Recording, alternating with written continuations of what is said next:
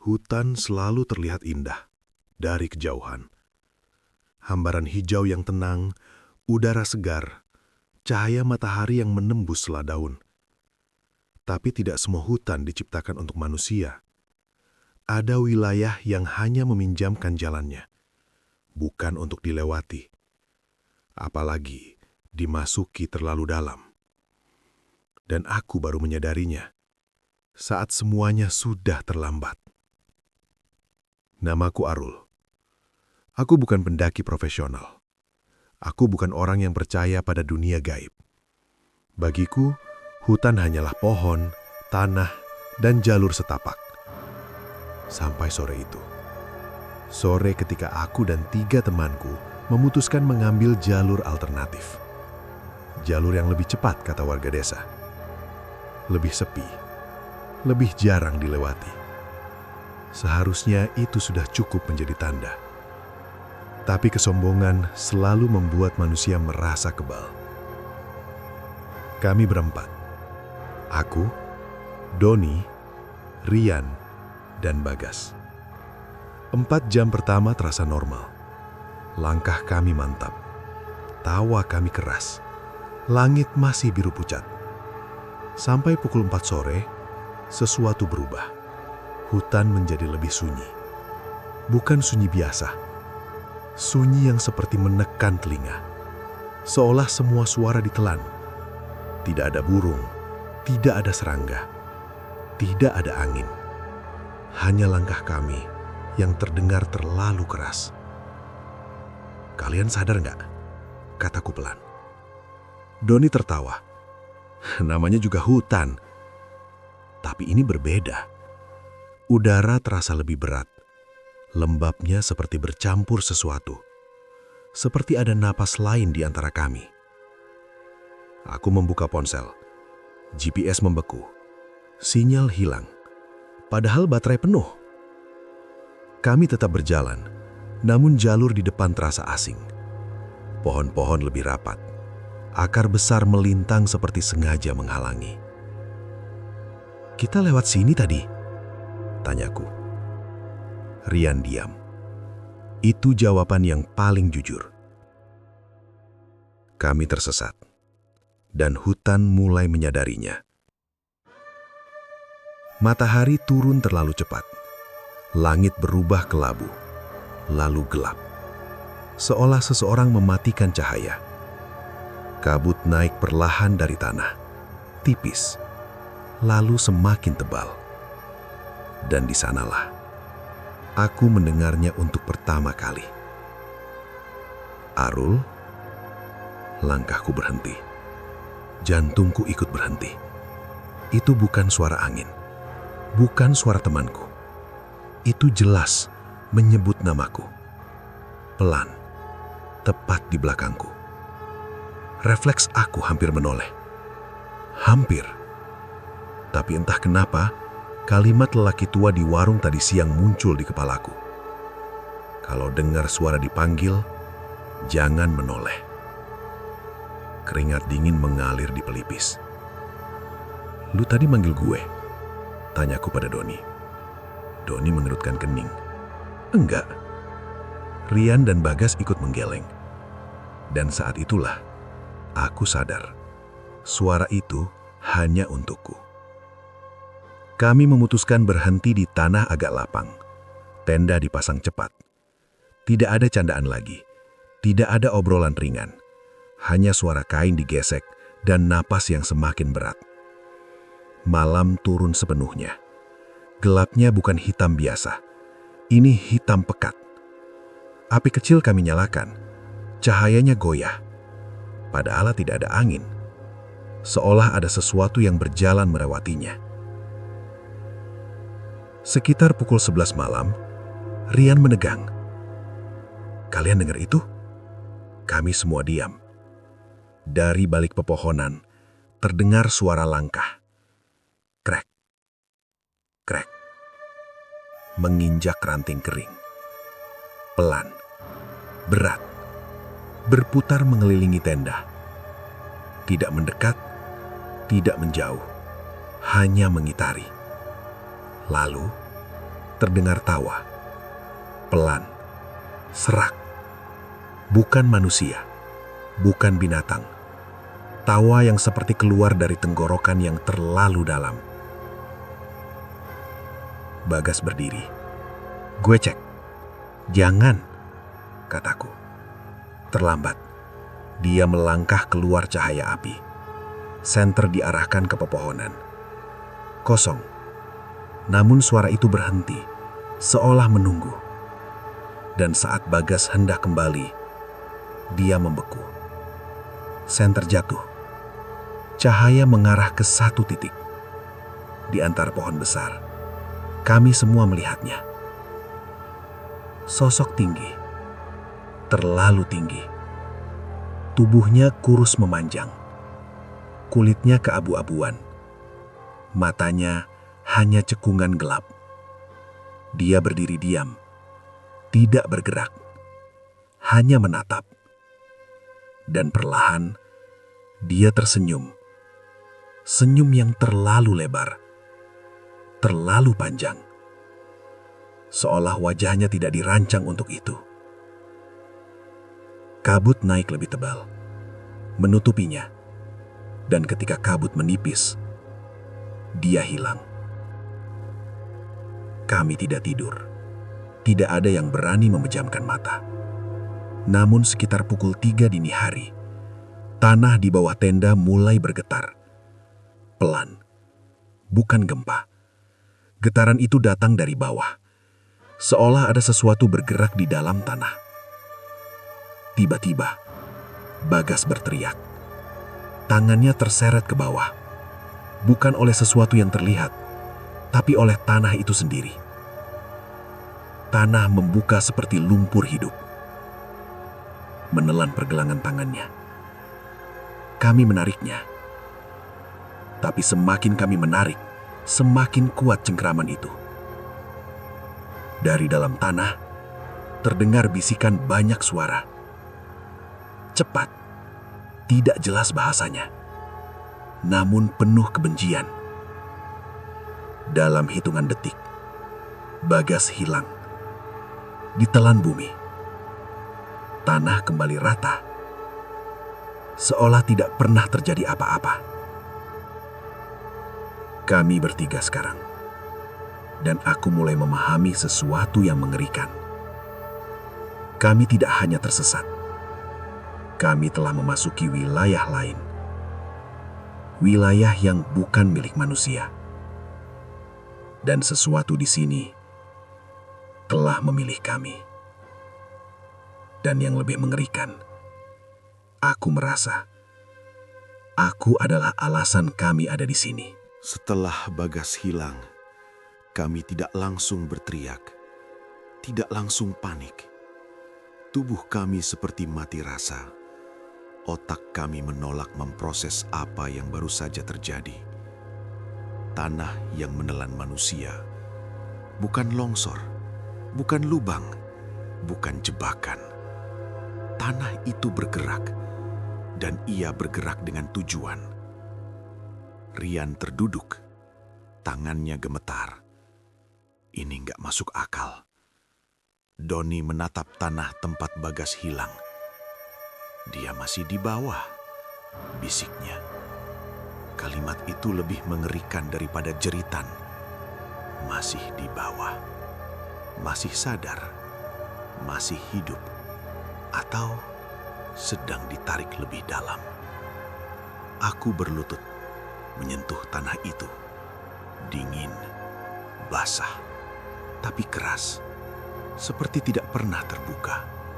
Tidak ada bekas, tidak ada retakan, tidak ada tanda. Seolah Bagas tidak pernah ada.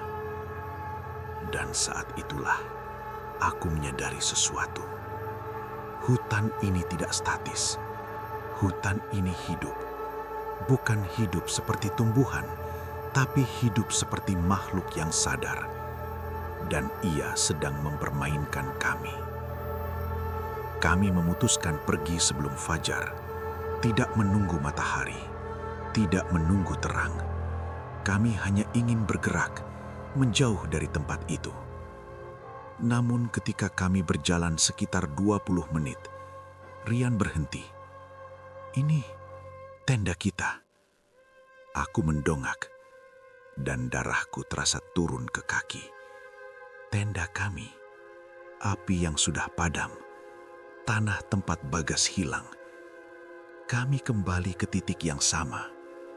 Padahal kami yakin berjalan lurus, tidak berbelok, tidak memutar.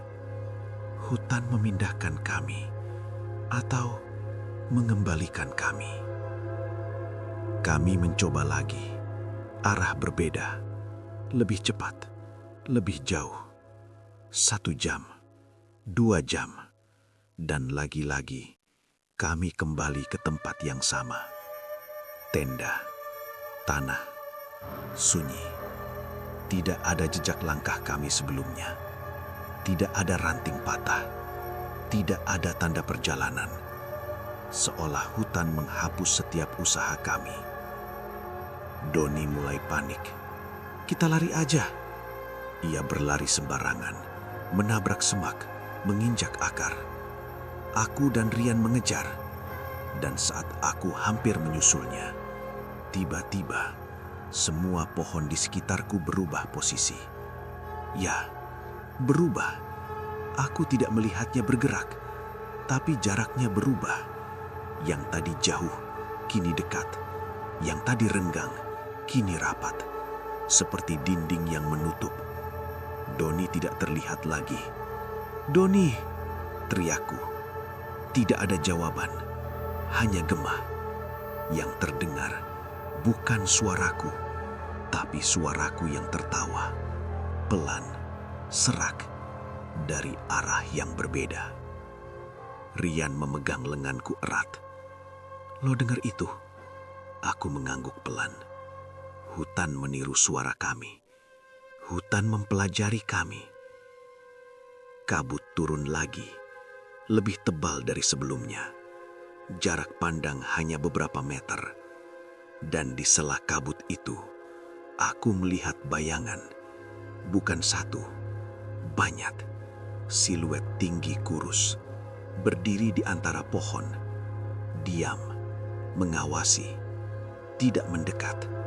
Hanya memastikan kami sadar, kami tidak sendiri. Rian mulai menangis. Bukan histeris, tapi tangisan tertahan. "Kita mati di sini, Ul." Aku ingin menyangkal, ingin mengatakan tidak. Tapi kata-kata itu tidak keluar, karena jauh di dalam hati, aku tahu kami sudah melewati batas yang tidak terlihat. Dan batas itu tidak bisa dilewati kembali. Tiba-tiba, suara itu lagi. Arul. Lebih dekat, lebih jelas. Bukan dari belakang, tapi dari depan. Kabut terbelah perlahan. Dan aku melihat sosok itu lagi. Yang tinggi, yang kurus, yang tersenyum terlalu lebar. Ia berdiri sekitar 10 meter di depan kami. Namun kali ini, ia tidak diam.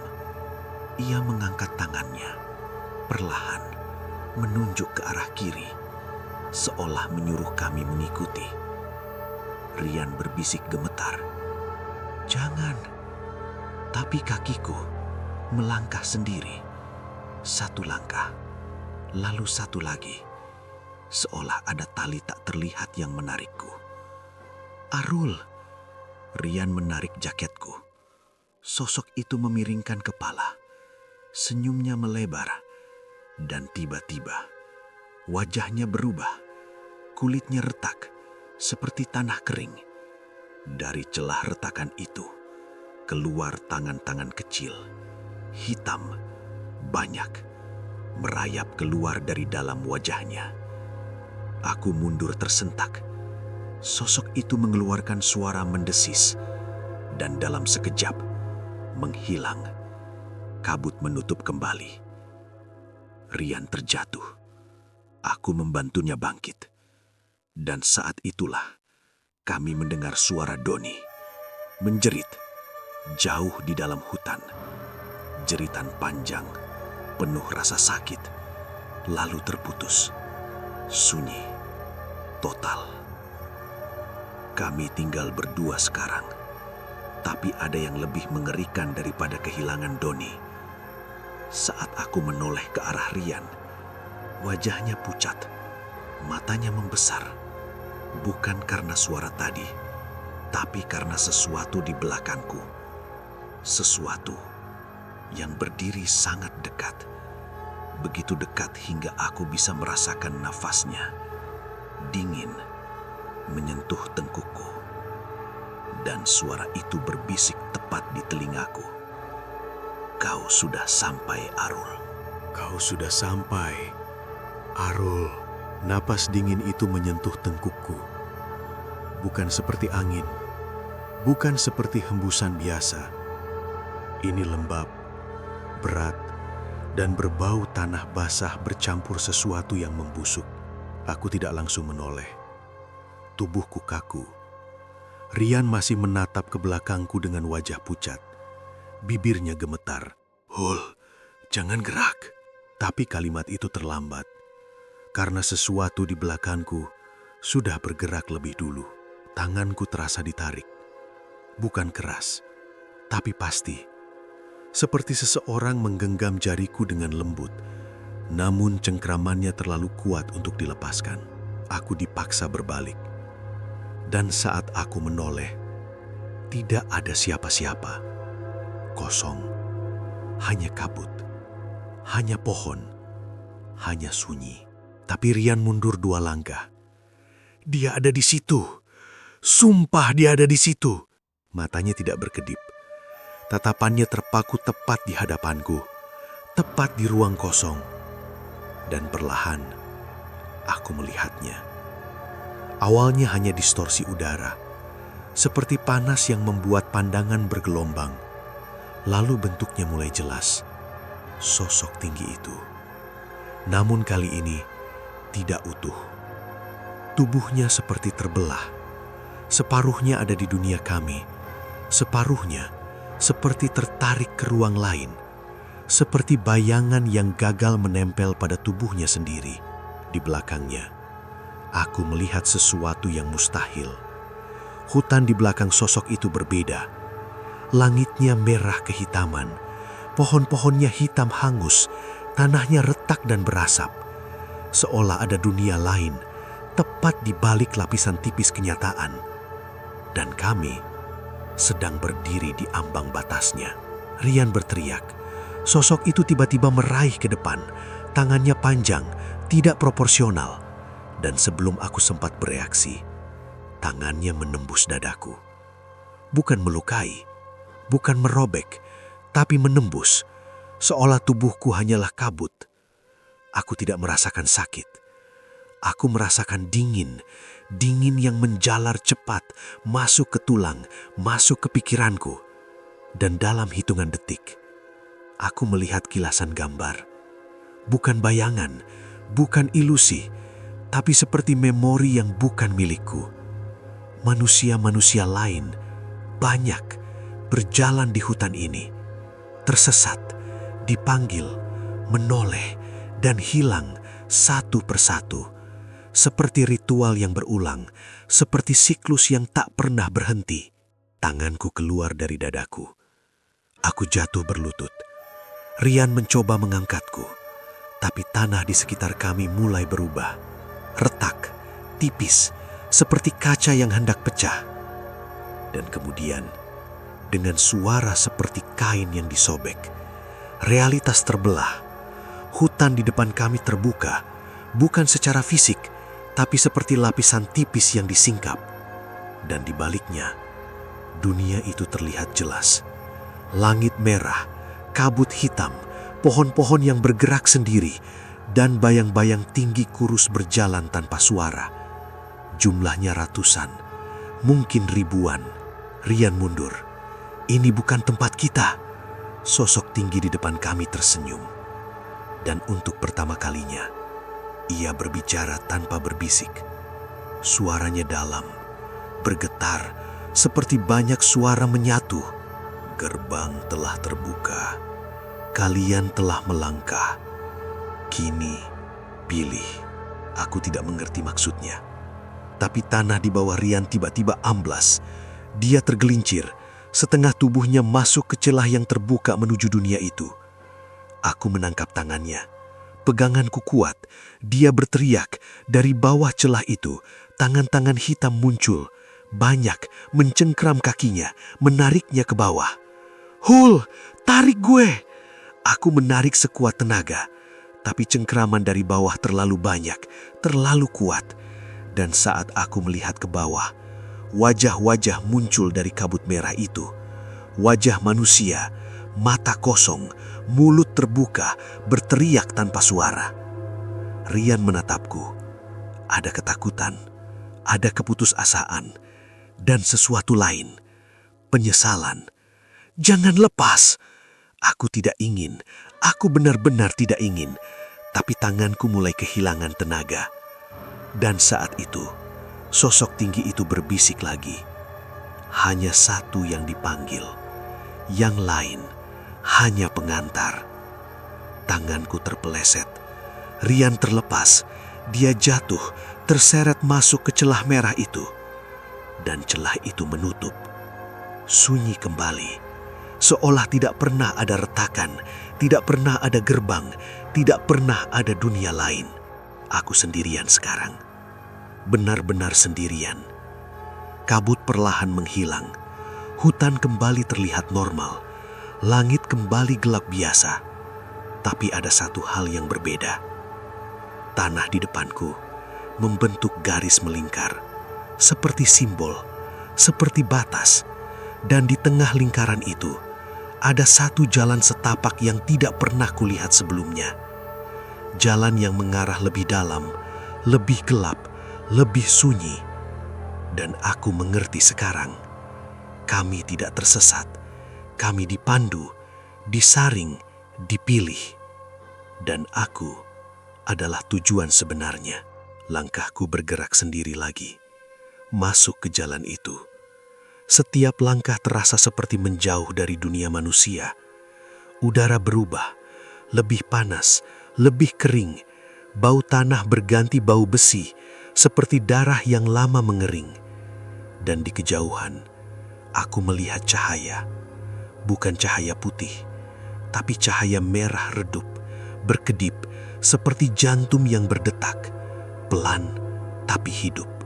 Dan saat aku melangkah melewati lingkaran tanah itu, aku mendengar suara terakhir dari dunia manusia.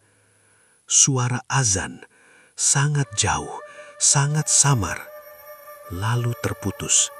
Sepenuhnya, aku telah melewati gerbang, dan dunia jin akhirnya membiarkan aku masuk.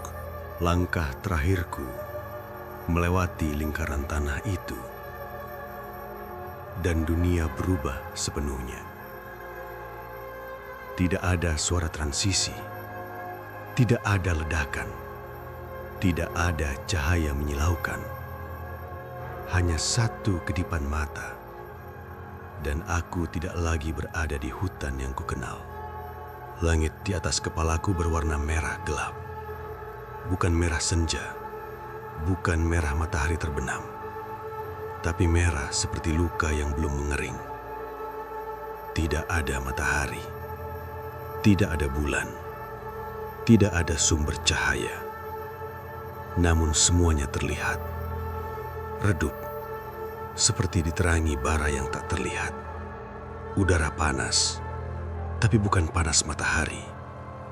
Panas dari bawah, seperti tanah ini menyimpan api. Pohon-pohon di sekitarku tinggi, batangnya hitam hangus, tidak berdaun.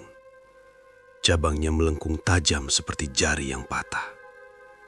Dan di antara cabang-cabang itu, menggantung sesuatu. Awalnya kupikir kain, tapi saat angin tipis meniupnya, aku menyadari itu bukan kain. Itu kulit. Kulit manusia, mengering, menggantung seperti pakaian yang dijemur. Dan di beberapa batang, ada wajah, menempel, Seperti pohon itu menelan mereka setengah. Mata terbuka, mulut terbuka, diam, tapi terasa hidup. Aku mundur satu langkah. Tanah di bawah kakiku berderak. Retakannya menyala merah samar, seperti bara di bawah apu. Setiap langkah meninggalkan jejak hitam. Dan saat aku melihat ke belakang, tidak ada jalan kembali. Tidak ada lingkaran tanah. Tidak ada hutan hijau. Hanya hamparan dunia merah ini tak berujung. Suara pertama yang kudengar bukan jeritan, bukan tawa, tapi detak. Pelan. Dum. Dum. Dum. Seperti jantung raksasa berdetak di kejauhan. Setiap detakan membuat tanah bergetar tipis. Dan setiap getaran membuat bayangan di sekitarku bergerak. Bukan karena cahaya, tapi karena mereka hidup. Aku berjalan tanpa tahu arah. Langit tidak berubah. Tidak ada waktu. Tidak ada siang atau malam. Hanya merah dan sunyi yang terlalu berat. Tiba-tiba, di kejauhan kulihat siluet. Banyak, berjalan perlahan. Tubuh tinggi kurus, kepala menunduk. Langkah mereka tidak menyentuh tanah, melayang tipis. Jumlahnya puluhan, mungkin ratusan. Mereka tidak menoleh kepadaku, seolah aku bukan ancaman. Bukan mangsa, tapi tamu.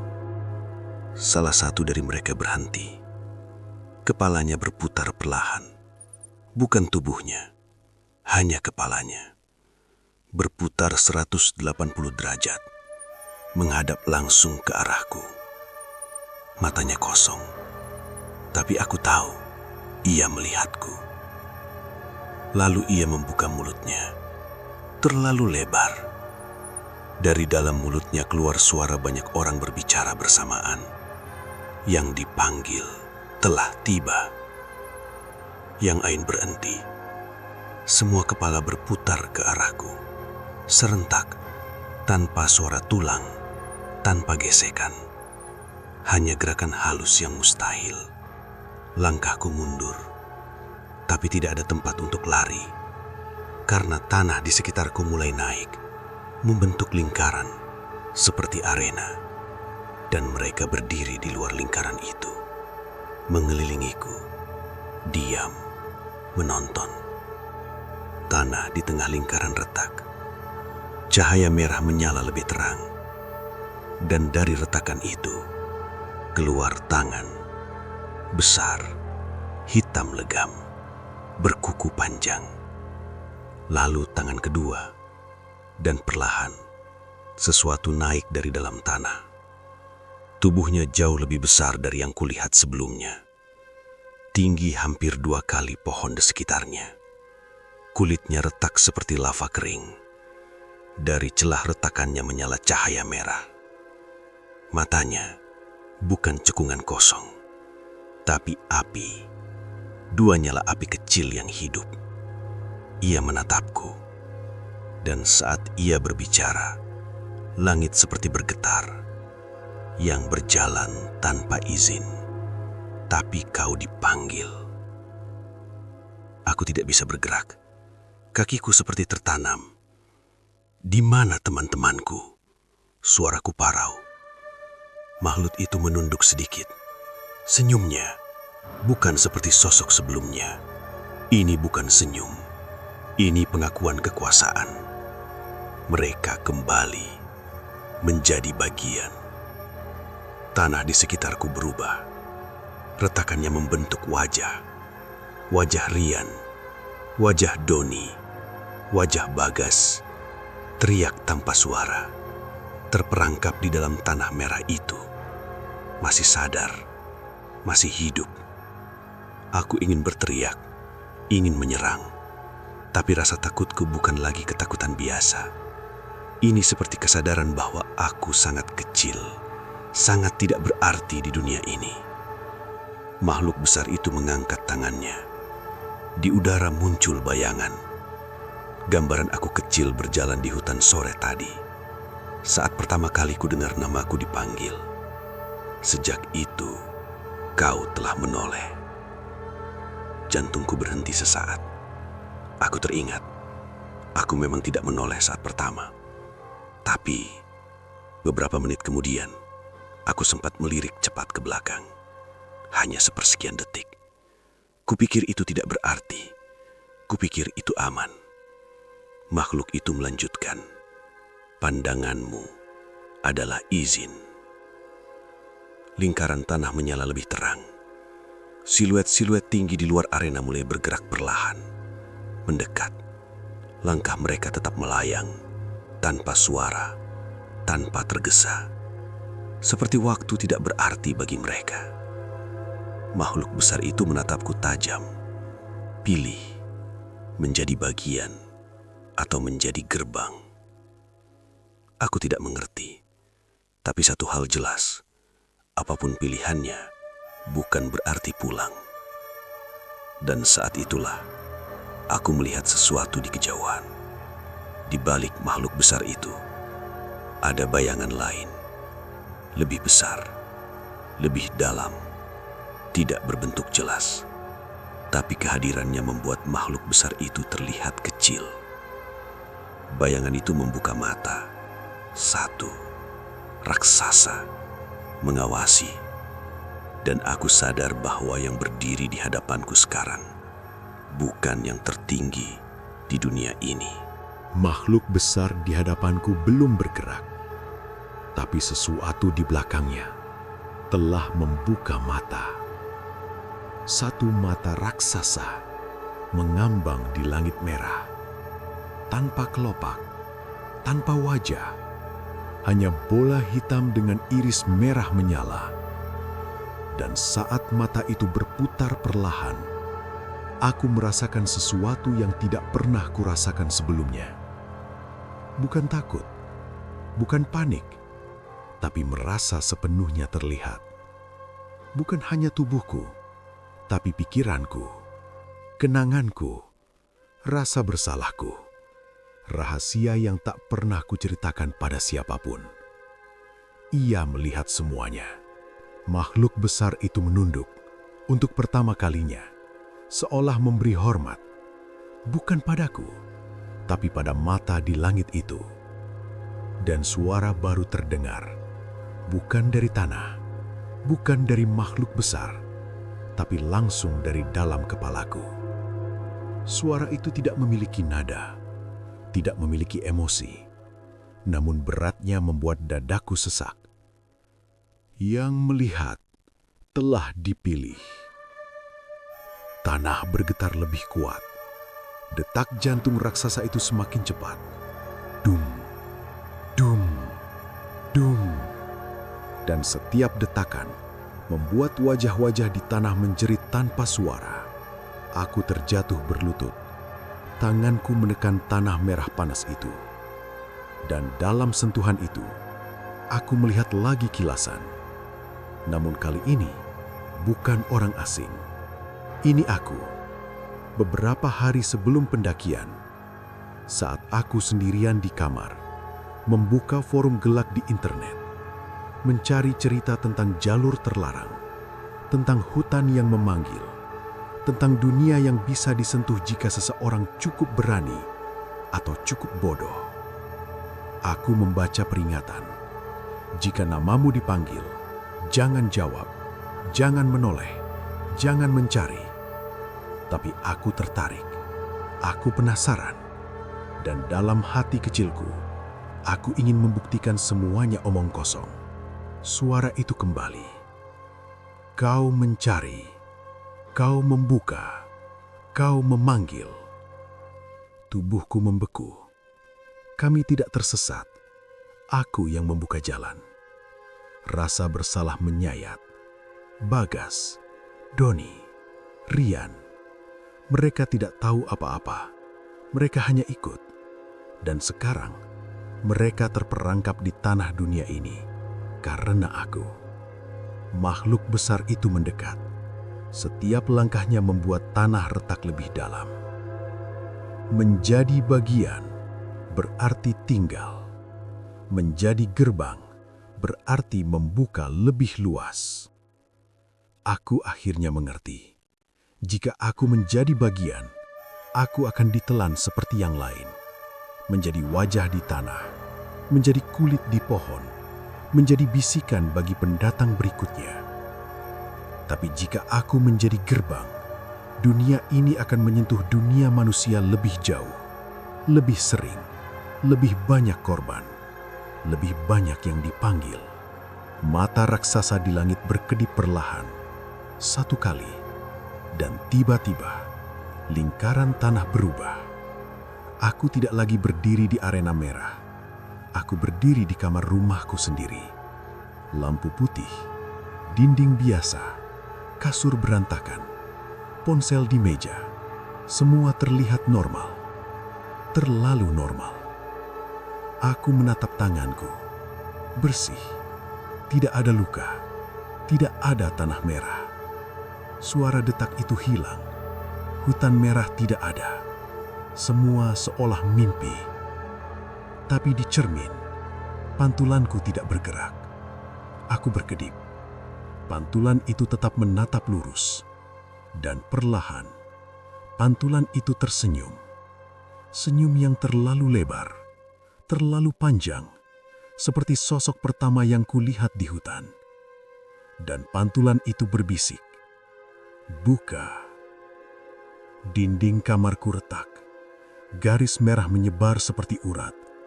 Langit-langit berubah merah dalam. Lantai berdenyut. Detak itu kembali. Dung, dung, dung. Ilusi hancur. Aku kembali di arena merah. Makhluk besar menatapku. Mata raksasa masih mengawasi. Ini bukan tawaran. Ini ujian. Mereka ingin tahu seberapa dalam rasa bersalahku. Seberapa besar keinginanku untuk memperbaiki. Atau seberapa egois aku sebenarnya. Dan untuk pertama kalinya, aku berbicara tanpa gemetar. Kalau aku jadi gerbang, mereka bebas. Makhluk besar tidak menjawab, tapi tanah di sekitarku memperlihatkan wajah Rian lagi. Matanya bergerak, menatapku. Ada kesadaran di sana. Ia mendengar. Suara di kepalaku menjawab. Pengorbanan membuka keseimbangan. Itu bukan jawaban ya, bukan juga tidak. Itu bahasa mereka. Bahasa yang tidak jelas. Karena di dalam dunia ini tidak ada belas kasihan, hanya transaksi. Siluet-siluet tinggi mulai mendekat. Lingkaran semakin sempit. Udara semakin panas. Dan mata raksasa itu perlahan membesar. Mendekat, turun, seolah ingin menelanku utuh. Dan saat itulah, aku merasakan sesuatu yang lain. Sesuatu kecil, sangat kecil, di dalam dadaku. Bukan ketakutan, bukan rasa bersalah, tapi kemarahan. Kemarahan karena dipermainkan, karena dijadikan umpan, karena dunia ini mengira manusia hanya bisa tunduk. Makhluk besar mengangkat tangannya. Tanah mulai membuka lagi, siap menelanku. Dan aku tahu, keputusan harus dibuat sekarang. Namun aku belum tahu bahwa ada pilihan ketiga. Pilihan yang bahkan mereka tidak prediksi. Lingkaran tanah semakin menyempit. Retakan merah menjalar seperti pembuluh darah yang hidup. Makhluk besar itu mengangkat kedua tangannya. Siluet-siluet tinggi mendekat tanpa suara. Mata raksasa di langit turun lebih rendah. Tekanan di udara membuat dadaku sesak. Mereka menunggu jawabanku. Menjadi bagian atau menjadi gerbang. Tinggal di sini atau membawa mereka ke dunia manusia. Dua pilihan yang sama-sama kehancuran. Tapi sesuatu di dalam diriku berubah. Rasa takutku tidak hilang, namun di baliknya ada kesadaran. Aku memang yang membuka jalan. Aku yang penasaran. Aku yang menoleh. Aku yang memanggil tanpa sadar. Tapi bukan berarti aku milik mereka. Makhluk besar itu bersuara lagi. Pilih. Tanah mulai membuka di bawah kakiku. Panasnya naik ke betis. Sedikit lagi, aku akan ditelan. Dan saat itulah, aku melakukan sesuatu yang tidak mereka duga. Aku tertawa. Pelan. Serak. Tapi bukan karena kerasukan. Bukan karena gila. Aku tertawa karena akhirnya aku mengerti. Kalian butuh izin. Suara di kepalaku berhenti sesaat. Makhluk besar itu diam. Siluet-siluet juga berhenti. Aku berdiri tegak meski tanah masih membuka. Kalian gak bisa ambil manusia sembarangan. Kalian butuh dipanggil. Kalian butuh ditoleh. Kalian butuh dicari. Mata raksasa itu membesar. Ada getaran di udara. Aku melanjutkan. Kalau gue nggak jawab, kalau gue nggak pilih, kalian nggak bisa apa-apa. Sunyi. Total. Hanya detak raksasa itu yang terdengar. Dum. Dum. Dum. Makhluk besar itu bergerak cepat. Tangannya menghantam tanah di depanku. Retakan melebar. Panas menyambar wajahku. Kau sudah melangkah. Kontrak telah terjadi. Kontrak. Itu kata kuncinya. Bukan penculikan. Bukan kebetulan. Ini perjanjian tak terlihat. Dan perjanjian selalu dua arah. Aku menatap mata raksasa itu langsung, meski mataku perih. Kontrak bisa dibatalkan. Suara di kepalaku berubah, tidak lagi datar. Sekarang ada nada marah. Bagaimana? Aku teringat satu hal, suara azan yang sempat kudengar saat melewati gerbang. Samar, jauh, tapi ada. Dunia manusia masih terhubung, belum sepenuhnya terputus. Dan selama itu ada, jalan pulang belum hilang. Aku menutup mata, mengatur nafas. Makhluk besar menggeram. Tanah mulai menelan kakiku sampai lutut. Panasnya menyiksa. Siluet-siluet mendekat. Tangan-tangan hitam muncul dari retakan, siap menarikku. Dan aku berbisik, bukan pada mereka, tapi pada diriku sendiri. Aku gak izinkan. Sunyi. Detak berhenti. 1 detik. 2 detik. 3 detik. Lalu dunia merah itu bergetar keras. Retakan menyebar liar. Makhluk besar mundur 1 langkah. Mata raksasa di langit berkedip cepat. Untuk pertama kalinya, aku melihat kerabuan. Tanah yang menelanku tiba-tiba mengeras. Tangan-tangan hitam terbakar seperti arang tersiram air. Siluet-siluet mundur perlahan. Makhluk besar meraung. Suara itu mengguncangkan langit merah. Kau menolak panggilan. Konsekuensi. Tubuhku terasa seperti ditarik 2 arah. Satu menarikku ke bawah. Satu menarikku ke atas. Langit merah retak seperti kaca yang dihantam dari luar. Dan melalui retakan itu, aku melihat sekilas dunia manusia.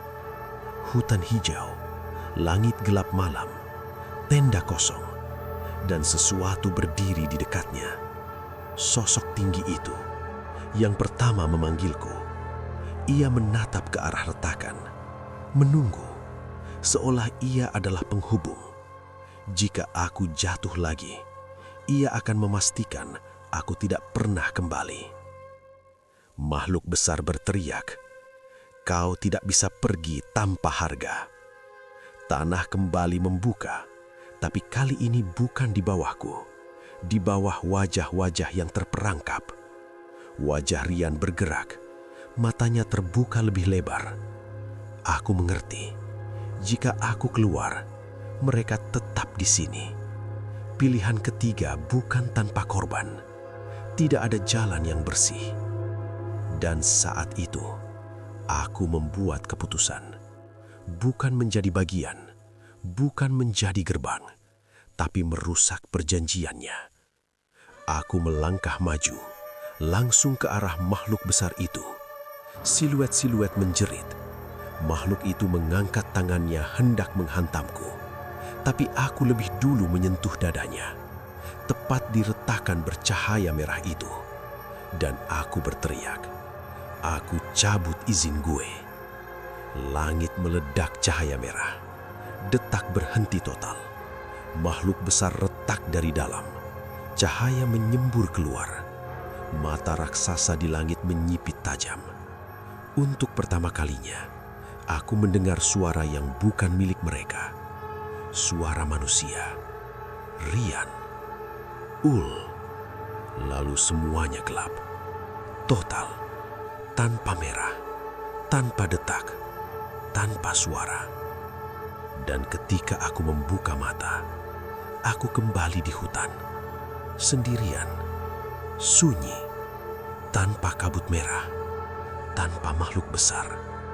Tapi ada sesuatu yang berbeda. Hutan ini terlalu sepi. Dan tanah di depanku membentuk 3 tonjolan kecil. Seperti kuburan. Aku terbangun dengan napas terputus-putus. Udara dingin, bau tanah basah, langit malam biasa, bukan merah, bukan retak, hanya gelap dengan sedikit cahaya bulan di sela dedaunan.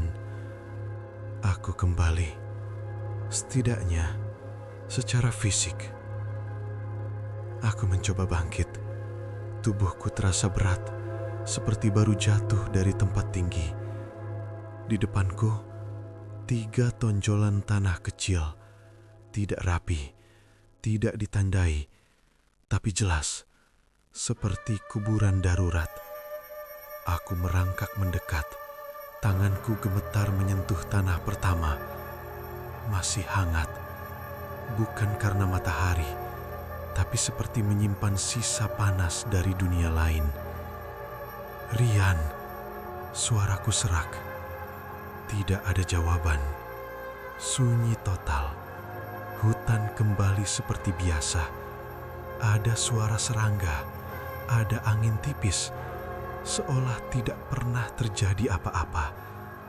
Tapi aku tahu apa yang kulihat, apa yang kualami, dan aku tahu mereka tidak pulang. Aku berdiri perlahan. Kepalaku berdenyut, dan saat itulah aku menyadari sesuatu. Tidak ada tenda, tidak ada tas, tidak ada jejak kami. Seolah aku tidak pernah datang bersama siapapun, seolah aku sendirian sejak awal. Aku berputar pelan, mencari jalur, dan kali ini jalur itu terlihat jelas, terbuka, terang, seperti hutan mengizinkanku pergi. Terlalu mudah, terlalu sederhana, dan justru itu yang membuatku takut. Aku berjalan tanpa menoleh, tanpa berhenti. Setiap langkah terasa seperti melewati batas tipis antara lega dan ngeri. Dan sepanjang perjalanan, aku merasa diawasi, bukan dari depan, bukan dari samping, tapi dari belakang, tepat beberapa langkah di belakangku, mengikuti, tanpa suara, tanpa napas, tapi ada.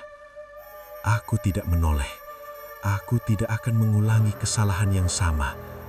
Namun, bayangan di tanahku tidak lagi satu. Di bawah cahaya bulan tipis, bayanganku memanjang ke depan.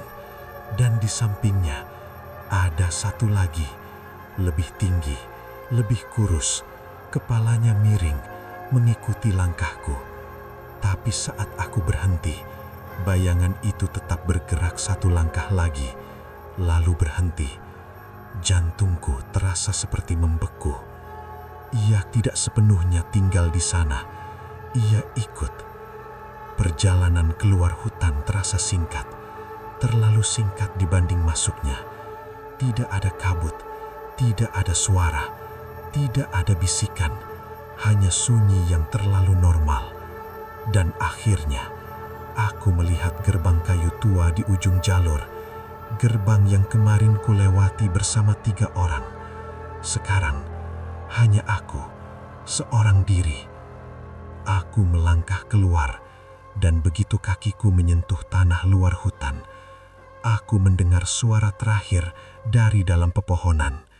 Pelan, hampir seperti angin. Tamu tidak pernah benar-benar pulang. Aku tidak menoleh. Aku tidak akan pernah menoleh lagi.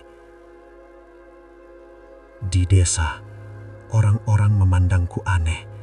Pakaian kotor, wajah pucat, sendirian.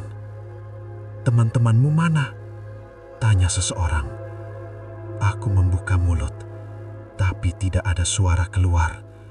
Bagaimana aku menjelaskan bahwa mereka tertelan tanah merah, bahwa mereka menjadi bagian dari dunia lain? Aku hanya bilang, kami terpisah. Itu bohong, tapi juga bukan sepenuhnya salah. Polisi datang keesokan harinya. Tim pencari masuk hutan. Mereka kembali 2 hari kemudian, tanpa hasil. Tidak ada tas, tidak ada jejak, tidak ada tanda keberadaan 3 orang lain. Dan perlahan, orang-orang mulai bertanya dalam diam, kenapa hanya aku yang kembali? Malam pertama setelah pulang, aku tidak tidur. Setiap kali memejamkan mata, aku melihat langit merah, melihat mata raksasa itu, melihat wajah Rian di tanah. Tapi yang paling sering, aku melihat bayangan di sampingku, berdiri di sudut kamar, diam, kepalanya miring, menatapku tanpa mata. Aku menyalakan lampu, kosong, tidak ada apa-apa.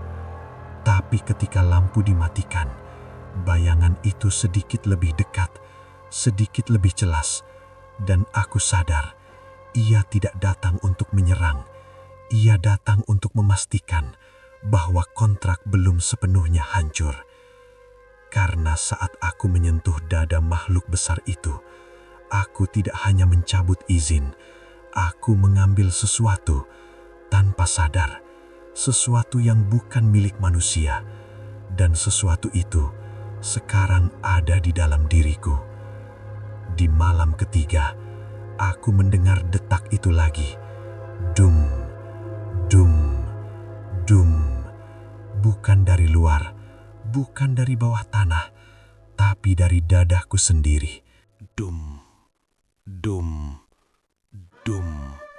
Awalnya pelan, hampir seperti detak jantung biasa, tapi tidak sinkron. Jantungku berdetak normal, namun ada satu lagi, lebih berat, lebih dalam, seperti gema dari ruang kosong di dalam dadaku. Aku duduk di tepi kasur, tangan menekan dada, mencoba merasakan sumbernya. Kulitku hangat, terlalu hangat. Dan saat aku berdiri di depan cermin, aku melihatnya, samar. Di balik kulit dadaku, ada cahaya merah kecil, berkedip, mengikuti detakan kedua itu. Aku mundur perlahan. Itu bukan ilusi cahaya, itu bukan pantulan lampu. Cahaya itu ada di dalamku, seperti bara yang tertanam, seperti sesuatu yang ditinggalkan. Aku teringat retakan di dada makhluk besar itu. Cahaya merah yang sama. Saat aku menyentuhnya, saat aku berteriak mencabut izin, ada semburan energi. Dan mungkin sebagian tertanam di dalamku. Malam itu, aku tidak tidur. Setiap kali memejamkan mata, aku tidak lagi melihat dunia merah secara utuh. Hanya potongan-potongan, tanah retak, wajah di dalamnya, mata raksasa, dan satu suara. Gerbang tidak hilang, gerbang berpindah. Aku terbangun dengan nafas tersengal, keringat membasahi bantal. Jam menunjukkan pukul 3:13 pagi. Detak itu semakin keras. Dum, dum, dum. Dan tiba-tiba lampu kamar mati. Gelap total. Namun aku masih bisa melihat. Samar, cahaya merah tipis memancar dari dadaku, menerangi kamar dalam rona menyeramkan.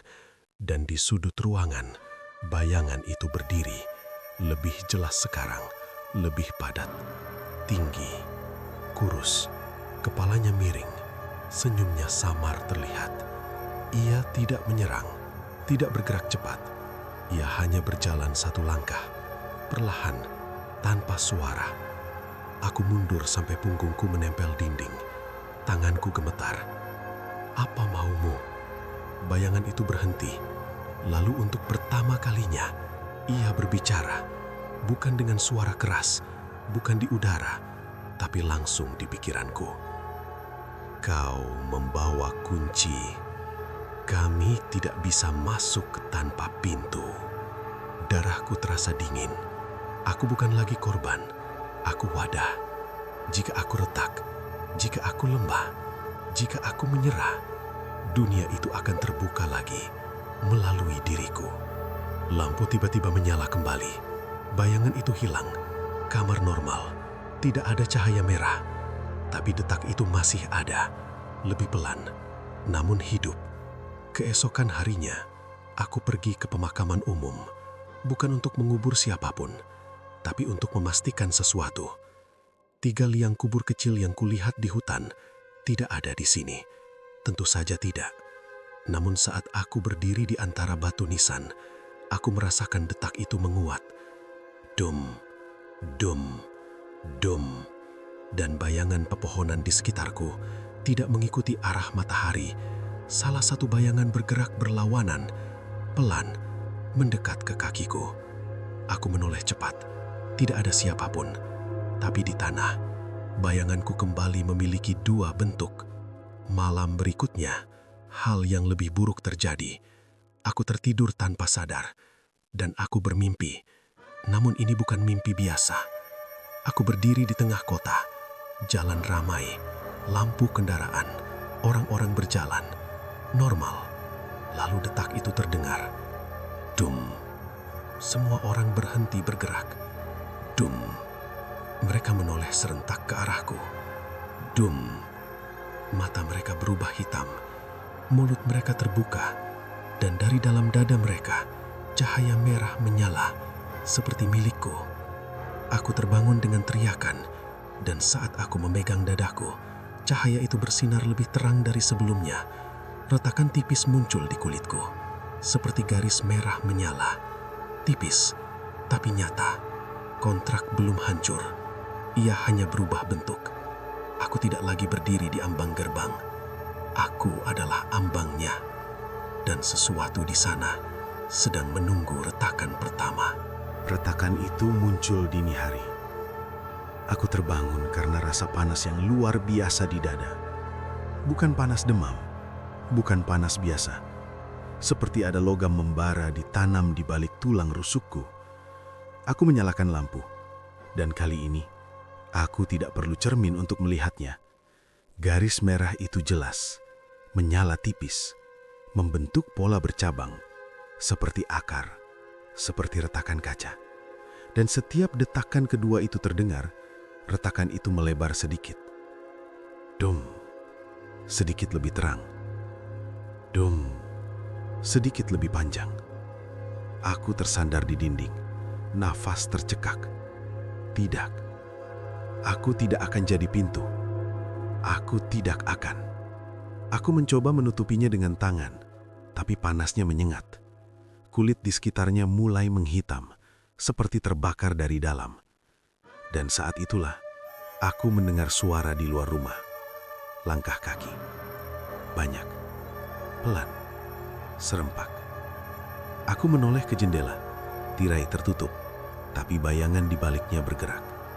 Tinggi, kurus, bukan satu, lebih dari 5. Mereka berdiri di halaman, diam, menunggu. Detak itu semakin cepat. Dum, dum, dum. Retakan di dadaku menyala lebih terang. Dan tiba-tiba, kaca jendela retak. Bukan karena benturan, tapi karena getaran. Garis-garis tipis muncul di permukaannya, persis seperti di kulitku. Simetris, seolah satu cermin dari yang lain. Aku mundur perlahan. Langkah di luar berhenti. Sunyi. Lalu satu suara terdengar. Bukan keras, bukan menjerit, tapi seperti bisikan yang diperbesar oleh udara malam. Buka. Tanganku gemetar. Pintu rumah berderit sendiri. Pelan. Terbuka sedikit. Angin dingin masuk. Lampu ruang tamu berkedip-kedip. Dan dari celah pintu, kulihat ujung jari hitam panjang menyentuh lantai. Tidak masuk. Hanya menyentuh batas. Mereka tidak bisa masuk. Belum. Aku adalah batasnya. Retakan di dadaku tiba-tiba membelah sedikit. Sepersekian milimeter. Tapi cukup. Dari celah kecil itu, keluar asap tipis merah. Mengalir seperti nafas.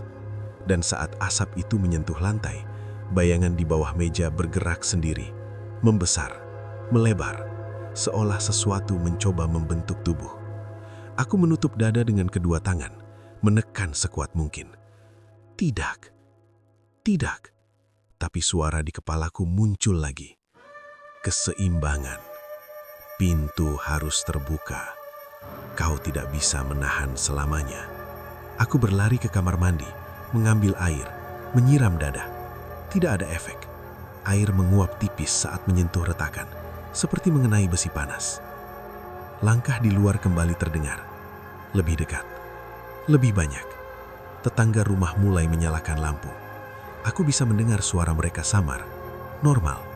Tidak sadar apa yang berdiri hanya beberapa meter dari mereka. Jika retakan ini melebar, jika aku gagal menahannya, mereka yang pertama. Bukan aku, bukan hanya aku. Dan saat itulah, pintu rumah terbuka lebih lebar, tanpa disentuh. Angin masuk lebih kuat, lampu padam total. Gelap, tapi dalam gelap itu, aku melihat siluet-siluet masuk setengah langkah. Masih tertahan, masih dibatasi oleh sesuatu tak terlihat. Salah satu dari mereka menunduk sedikit, berbisik, "Kau lelah, kau takut, biarkan saja." Retakan di dadaku berdenyut keras. Dum. Dan untuk pertama kalinya, aku melihat kilatan dunia merah itu melalui celah kecil di kulitku. Langit luka, tanah retak, mata jaksana terbuka, menunggu. Aku tersadar satu hal yang mengerikan. Ini bukan sekedar serangan, ini tekanan psikologis. Mereka menunggu aku menyerah, menunggu aku putus asa, menunggu aku membuka sendiri. Dan dalam keadaan seperti ini, manusia mudah patah, sangat mudah. Aku berdiri di tengah ruang tamu, tangan masih menekan dada. Bayangan-bayangan itu kini berdiri tepat di ambang pintu, setengah masuk, setengah di luar. Wajah mereka kosong, tapi aku tahu mereka tersenyum, menunggu retakan berikutnya. Dan detak itu kembali terdengar, lebih keras dari sebelumnya. Dum, dum, dum. Dan retakan kedua mulai muncul. Retakan kedua muncul tepat di bawah yang pertama, menyilang, membentuk pola seperti simbol yang pernah kulihat di tanah dunia merah itu. Dum. Cahaya menyembur lebih terang. Siluet-siluet di ambang pintu bergerak serempak satu langkah masuk. Sekarang mereka berdiri di ruang tamu. Setengah tubuh mereka nyata, setengahnya seperti asap hitam. Kepala mereka miring bersamaan, mengamatiku, menghitung detak. Aku terjatuh berlutut, nafas tersengal. Setiap detak membuat pandanganku kabur. Dan di lantai, bayangan mereka mulai menyatu, melebar, membentuk lingkaran, persis seperti arena di dunia merah itu. Mereka tidak perlu menyerang. Mereka hanya perlu menunggu. Gerbang sudah terbuka setengah, dan setengah lagi hanya soal waktu. Tiba-tiba semua suara di luar menghilang. Tidak ada kendaraan, tidak ada anjing menggonggong, tidak ada suara manusia. Dunia seolah dibisukan, seperti saat aku pertama kali tersesat di hutan. Sunyi yang menekan, sunyi yang tidak alami. Aku mendongak, dinding rumahku mulai retak. Bukan fisik sepenuhnya, tapi seperti dua lapisan dunia saling tumpang tindih. Melalui celah di udara, aku melihat sekilas langit merah. Detak itu sekarang terdengar bukan hanya di dadaku, tapi di seluruh ruangan. Dum, lampu gantung bergoyang sendiri. Dum, kaca lemari retak. Dum, lantai menghangat. Salah satu siluet melangkah lebih dekat. Kini hanya 1 meter dariku. Tangannya panjang, ujung jarinya hampir menyentuh wajahku, tapi masih tertahan batas tipis yang berpendar samar. Ia berbisik, "Biarkan, bebaskan dirimu." Retakan ketiga muncul. Aku menjerit menahan sakit. Kulitku benar-benar terbelah sedikit. Dari celah itu, cahaya merah menyala kuat. Dan kali ini, sesuatu keluar. Bukan asap, tapi suara. Jeritan. Rian, Doni, Bagas. Suara mereka keluar dari dadaku. Tercampur, menyakitkan. Aku membeku. Mereka tidak sepenuhnya tertinggal. Sebagian dari mereka terperangkap bersamaku. Aku bukan hanya membawa kunci, aku membawa sisa mereka. Itulah kenapa retakan ini begitu berat. Karena jika gerbang terbuka, mereka akan sepenuhnya terlepas. Tapi bukan sebagai manusia, sebagai bagian dari dunia itu, sebagai pasukan, sebagai pembuka jalan. Lingkaran bayangan di lantai menyala merah. Tangan-tangan hitam mulai muncul dari dalamnya, merayap, mencari celah. Siluet-siluet di sekitarku kini tersenyum jelas. Mulut mereka terbuka terlalu lebar. Aku bisa melihat kegelapan di dalamnya. Dan di atas langit-langit rumahku muncul retakan besar, seperti langit yang hendak pecah. Melalui retakan itu, mata raksasa perlahan terlihat lagi. Ia tidak perlu turun. Ia tahu pintu sudah hampir terbuka. Aku hampir menyerah. Rasa sakitnya luar biasa. Tekanannya terlalu besar. 1 detak lagi mungkin cukup untuk membuat dadaku benar-benar terbelah. Dum, retakan melebar. Siluet-siluet melangkah sepenuhnya masuk. Sekarang mereka tidak lagi tertahan. Hanya beberapa sentimeter lagi dari tubuhku. Dan di saat itulah aku mendengar sesuatu yang berbeda. Bukan bisikan mereka, bukan detak merah, tapi suara manusia. Samar, jauh, tapi nyata. Suara azan subuh, sangat pelan, dari masjid beberapa blok dari rumahku. Suara itu menembus sunyi, menembus getaran, menembus retakan. Detak itu tersendat. Dum, dum. Siluet-siluet berhenti bergerak. Mata raksasa di langit menyempit. Aku mengangkat wajah perlahan. Air mata bercampur keringat. Dan untuk pertama kalinya sejak kembali, aku tidak merasa sendirian. Suara itu semakin jelas, mengisi ruang, mengisi dadaku, mengisi retakan. Cahaya merah di dalamku berkedip tidak stabil, seperti bara terkena hujan. Makhluk-makhluk itu mundur setengah langkah. Bukan karena takut, tapi karena terhalang. Batas baru terbentuk, bukan dari dunia mereka, bukan dari diriku, tapi dari sesuatu yang lebih tua dari keduanya. Detak itu melemah, retakan berhenti melebar. Siluet-siluet perlahan memudar, tidak hilang sepenuhnya, tapi tertarik kembali ke ambang. Lingkaran bayangan di lantai retak. Tangan-tangan hitam terbakar menjadi abu tipis, dan mata raksasa di langit perlahan menutup. Namun sebelum sepenuhnya menghilang, ia menatapku sekali lagi. Bukan marah, bukan takut, tapi menilai, seolah berkata, "Ini belum selesai." Cahaya merah di dadaku meredup. Retakan tetap ada, tapi tidak lagi menyala terang.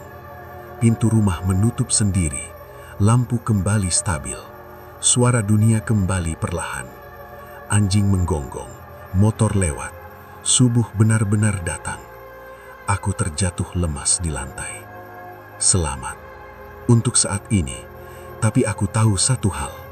Gerbang memang belum terbuka penuh, namun ia juga belum tertutup. Dan mereka masih menunggu kesempatan kedua. Subuh itu menyelamatkanku, tapi bukan menyembuhkanku. Retakan di dadaku tidak hilang. Ia hanya diam, seperti bara yang tertutup abu. Tenang di permukaan, tapi panas di dalam. Aku berdiri di depan cermin setelah matahari naik. Garis merah itu kini tampak seperti bekas luka tua, menghitam di tepinya, membentuk simbol yang semakin jelas. Simbol yang sama dengan lingkaran di dunia merah itu. Bukan kebetulan. Bukan kebetulan sama sekali. Sepanjang hari aku merasa ada sesuatu yang mengikuti. Bukan sosok, bukan bayangan, tapi tekanan. Setiap kali aku melewati cermin, pantulanku terlambat sepersekian detik. Saat aku berkedip, pantulanku masih menatap. Saat aku berbalik, aku merasa ada yang tetap berdiri di belakang kaca, menunggu. Malam berikutnya datang terlalu cepat, dan kali ini tidak ada suara azan yang menahan. Tidak ada perisai tak terlihat, hanya aku dan retakan yang mulai berdenyut lagi.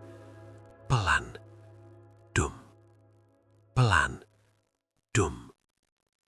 Tapi berbeda, bukan memaksa keluar, melainkan seperti memanggil, seolah sesuatu ingin berbicara. Aku duduk bersandar di dinding. Lampu kamar redup, dan untuk pertama kalinya, aku berbicara pada retakan itu. Apalagi yang kau mau? Sunyi. Lalu udara menjadi dingin, sangat dingin. Nafas terlihat seperti asap tipis, dan suara itu muncul lagi. Bukan di luar, bukan dari bayangan, tapi langsung di dalam kepalaku. Kau belum menyelesaikan bagianmu. Jantungku berhenti sesaat. Bagian apa? Pertukaran belum seimbang.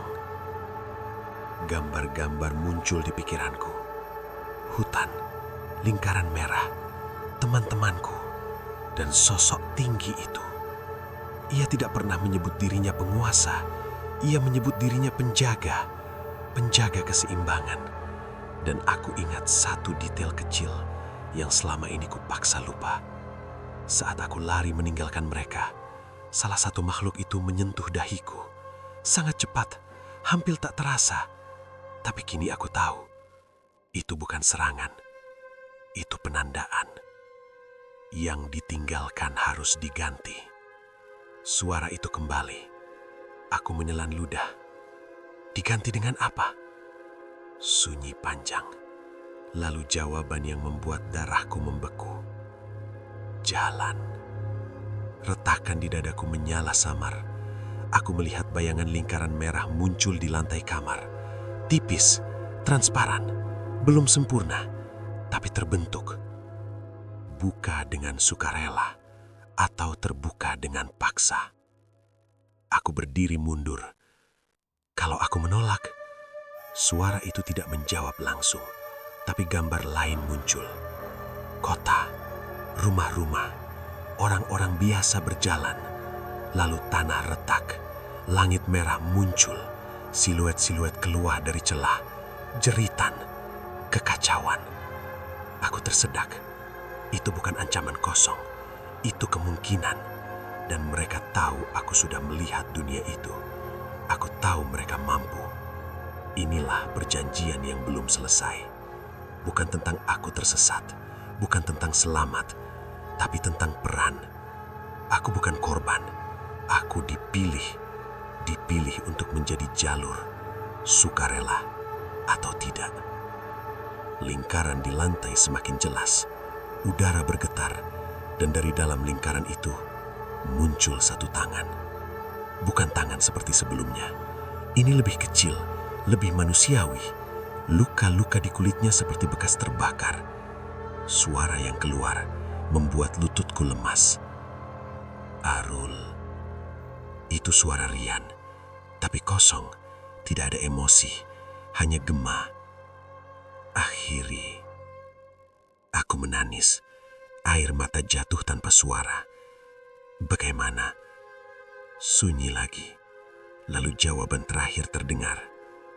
Kembali ke hutan, kembali ke lingkaran, kembali ke sumbernya. Perjanjian tidak bisa dibatalkan dari dunia ini. Ia harus diselesaikan di tempat ia dibuat. Jika tidak, retakan ini akan terus melebar. Dan suatu hari, azan subuh tidak akan cukup. Lingkaran di lantai perlahan menghilang. Tangan itu tenggelam kembali. Udara normal. Tapi aku tahu keputusan sudah dibuat. Bukan oleh mereka, olehku. Aku tidak bisa menunggu sampai kota ini hancur. Aku tidak bisa hidup dengan detak ini selamanya. Aku harus kembali, bukan untuk selamat, tapi untuk menutup atau menghancurkan semuanya. Retakan di dadaku berdenyut sekali lagi. Pelan, dum, seolah menyetujui. Dan untuk pertama kalinya sejak hutan itu, aku merasa takut bukan pada mereka, tapi pada apa yang harus kulakukan nanti. Aku kembali ke hutan itu 3 malam kemudian. Tidak memberitahu siapapun. Tidak meninggalkan pesan. Karena tidak ada yang akan percaya. Dan jika aku gagal, lebih baik mereka tidak tahu apa yang sebenarnya ada di balik pepohonan ini. Hutan itu tidak berubah. Atau mungkin justru terlalu sama. Sunyi, kabut tipis, udara lembab. Tidak ada suara serangga. Tidak ada burung. Seolah seluruh ekosistem menahan nafas. Retakan di dadaku mulai berdenyut pelan. Dum. Seperti kompas, menunjukkan arah. Aku mengikuti detak itu. Langkah demi langkah. Masuk lebih dalam, sampai akhirnya aku melihatnya lagi. Lingkaran tanah hangus, persis seperti dulu. Tidak tertutup waktu, tidak tertelan alam. Masih menunggu. Aku berdiri di tepinya. Jantungku berdegup keras. Detak merah menyatu dengan detakku sendiri. Dum. Dum. Dum. Tanah di tengah lingkaran mulai retak. Cahaya merah menyembur dari celahnya. Dan udara di sekitarku berubah. Pepohonan memanjang, langit menggelap. Bau logam terbakar kembali menyergap. Aku tidak melawan kali ini. Aku melangkah masuk. Dan dunia terbalik. Aku kembali. Langit merah. Tanah retak. Horizon tak berujung. Siluet-siluet berdiri mengelilingiku. Lebih banyak dari sebelumnya. Lebih jelas. Lebih solid. Dan di kejauhan, ia berdiri. Sosok tinggi itu berdiri. Mata raksasa terbuka di belakangnya seperti matahari yang mati. Kau kembali. Suaranya tidak keras, tapi mengguncang seluruh tanah. Aku ingin menyelesaikannya. Siluet-siluet bergerak pelan, mengitari, mengurung.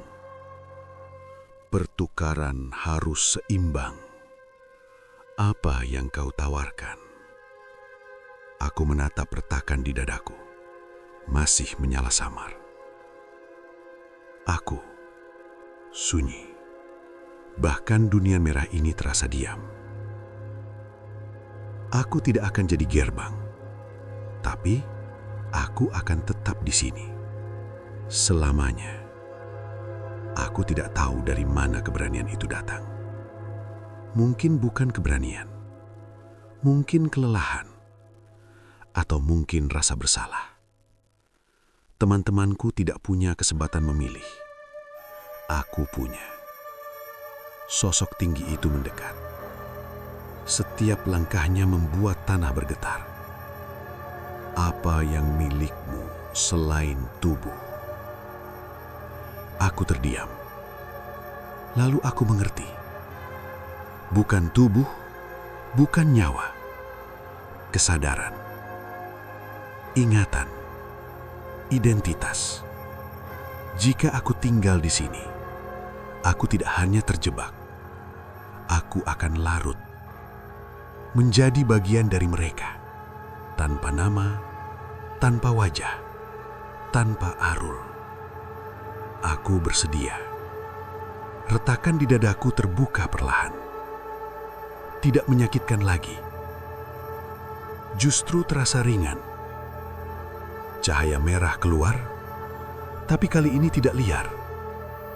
Ia mengalir tenang ke tanah. Lingkaran di bawahku menyala terang.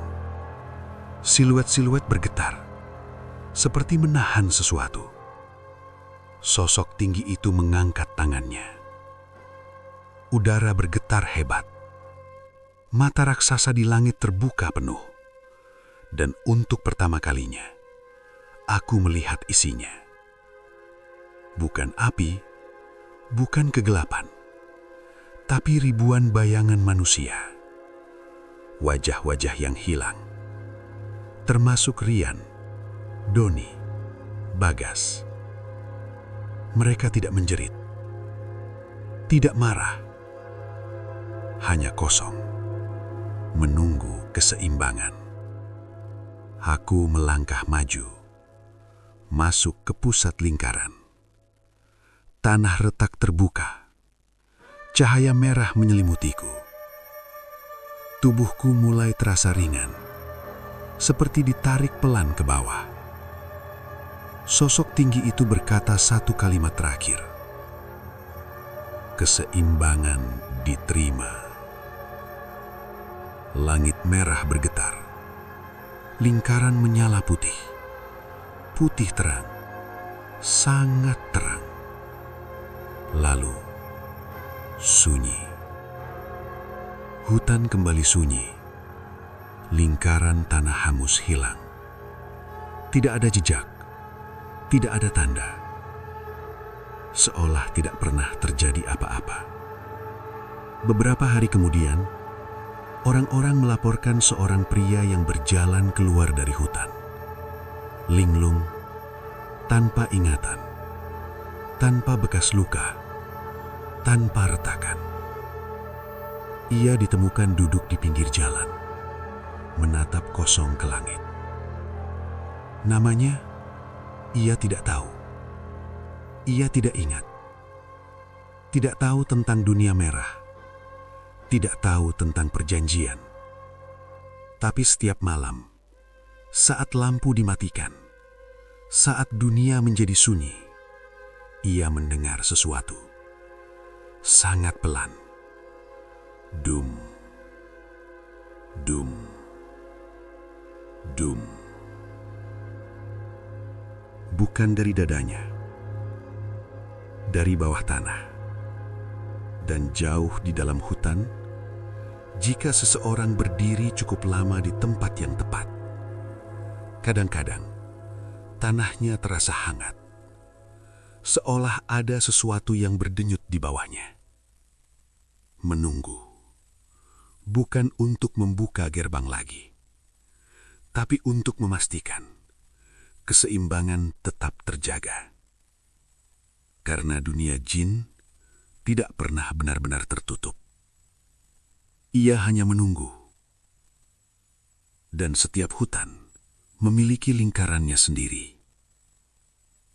Setiap manusia memiliki retakannya sendiri. Dum.